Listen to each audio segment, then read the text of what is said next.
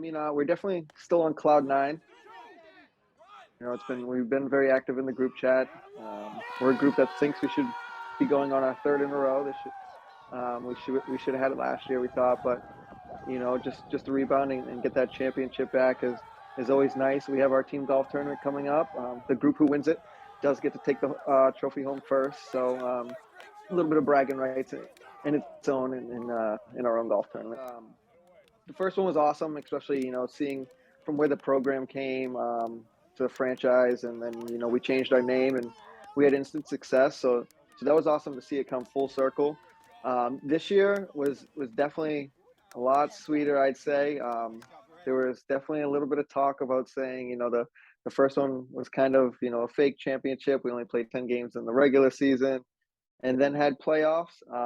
So this one, it was really, you know, just kind of our signature win, our signature championship, to kind of stamp it, saying that, you know, that first one, even though we played 10 games, it wasn't a fluke. You know, we're here and we plan to be here for a while. Yeah, I mean, the fluke thing I think is ridiculous because you've clearly proven, now three straight championships, finding ways to win high scoring games and then, a lot of this series, low scoring games as well and close games. And just your ability to adapt, I think, is probably one of your most unique and best traits as a team. I don't know if you'd agree with that.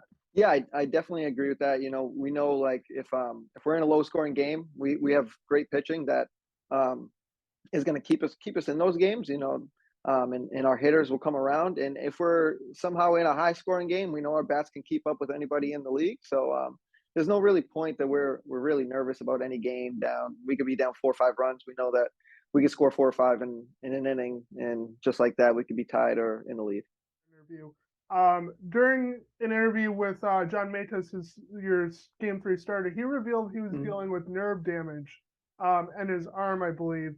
And he told me he also didn't tell you until after the Right. champagne party Yeah. started. So I'm curious what your reaction to that was, and then just how impressed you were by his performance despite dealing with all that and throwing three straight complete games to end the postseason. Yeah, I honestly had no idea. And then, you know, we were kind of going through our little celebration at the end, and he's like, "Hey, T man, I'm kind of happy we ended early." I'm like, "Why? What's up?" He's like, "I got a surgery on my elbow next week." And I was like, "What?" He's like, "Yeah, I'm having surgery. I didn't want to tell you or anything because I still wanted to pitch." And I was like, "Dude," I was like, "Come on." And he was like, "You know, I was good. I felt good. You know, I did all my physical therapy that I had to." So, I mean, to find that out and see how he pitched throughout the year, I can only imagine how he's going to be next year when he's fully healthy. And he has a strong elbow. His velo looked really good in the championship game, so I'm assuming that it's going to be up from that. And if that's the case, we're going to be pretty tough to beat when he's on the mound.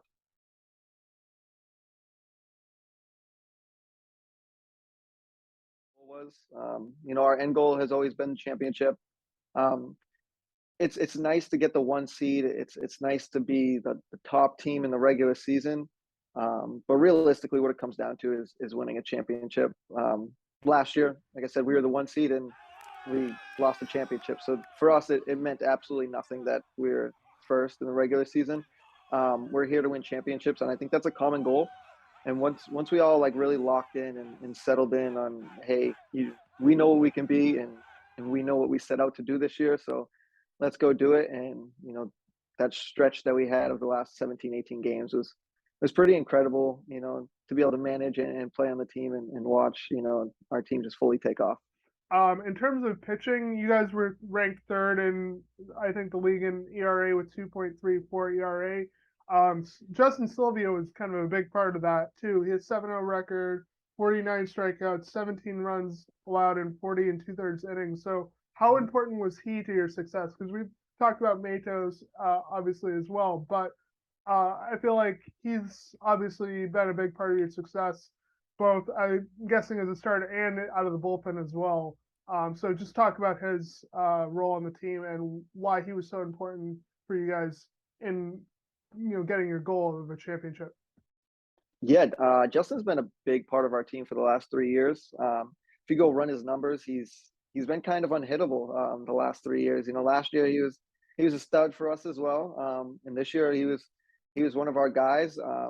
He did throw the first playing game. I think he threw 3 or 4 innings. We had scored, I believe, 10 in the first, so we kind of pulled him out, trying to save him, and then we got into that semifinal matchup where we felt like we had a really good three-headed horse of lefties that we wanted to attack them with, and we kind of told him like, hey, you're still our guy. When we get to game 1 of the championship, you're going to throw, but like this is our plan of attack right now.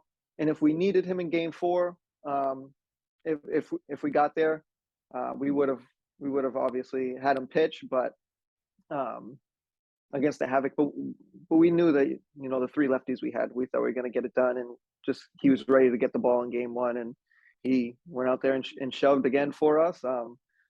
So he was a big piece that we've been able to grab, and he's been really good for us the last 3 years. There's not too much more I can say. His stats speak for themselves.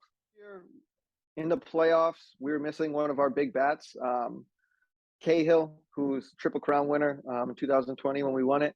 He had some stuff that was going on, so I think he became two games shy of being playoff eligible, which that's a big bat for us. He hit 5 home runs in 10 games in 2020, and then last year he hit the ball well as well.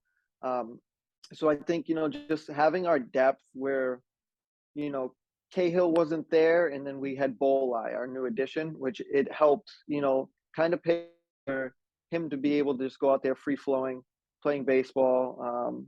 We had a couple of key injuries. Rondo, who might have a slight tear in his shoulder, so he didn't play the first 2 games against the Havoc, but he gutted it out for us and played the rest until he ended up moving to Ohio. I think the last game he wasn't there because he moved to Ohio for work. But it's just like having like those everyday starters, and then something happened, and we just have guys plug right in, and it's like they've been playing all season. And I think we've incorporated a really good system where guys aren't very egotistic. They don't care if they play, they want to win, and when they do get their time to go in there, they shine. I tell everybody, you always have an opportunity when you get in there. Show me what you can do. Make it hard for me to take you out. So I think that's been a big part of our success the last 3 years, having 15, 16 guys that can play at any given time. I do think a lot of our bench players would be starters on just about every team in the league. So to have that at our disposal is definitely our advantage. It makes it easy on myself. We do have a couple of big additions that we are excited to get for next year. A couple arms, couple of bats. I think our biggest thing is just staying hungry and not getting complacent with a championship. We want to make this a common thing. Back to back. We want 3 in a row. We want to win it as long as we're in the league. I know some of the guys' ages are creeping up, so there might be a change to the 28s or something at some point in the future. But our goal is to, as long as we're in the 18s, just to keep winning it.